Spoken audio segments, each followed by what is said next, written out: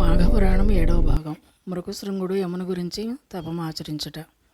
ఆ విధంగా ఏనుగునకు శాప విమోచనమైన తరువాత మరలా మృగశృంగుడు కావేరీ నదిలో దిగి అకాల మృత్యువాతబడిన 3 కన్యలను బ్రతికించి నిమిత్తము యమధర్మరాజు గురించి తపస్సు చేయడం మొదలుపెట్టాడు. నిశ్చల మనస్సుతో తదేక దీక్షతో యముని గురించి ధ్యానిస్తూ ఉండగా మృగశృంగుని కఠోర దీక్షకు యముడు సంతసించి ప్రత్యక్షమయ్యి, మృగశృంగ, నీ కఠోర దీక్షకు పరోపకార పరాయణతకు నేనెంతో సంతసించి తిని, నా గురించి ఇంత దీక్షతో ఎవరూ తపము ఆచరించి ఉండలేదు.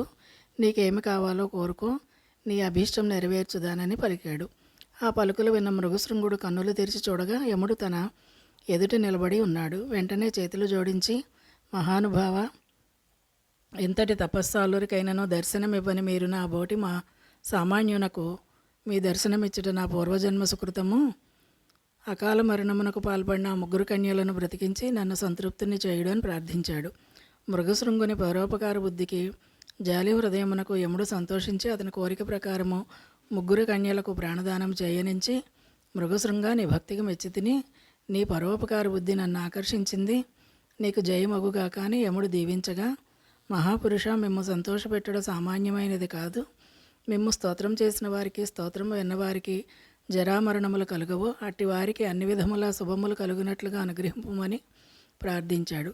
అట్లనే నీ కోరిక సఫలమవుగాక అని యమధర్మరాజు దీవించి అదృశ్యుడయ్యాడు. మాఘపురాణం 7వ భాగం పూర్తి. స్వస్తి.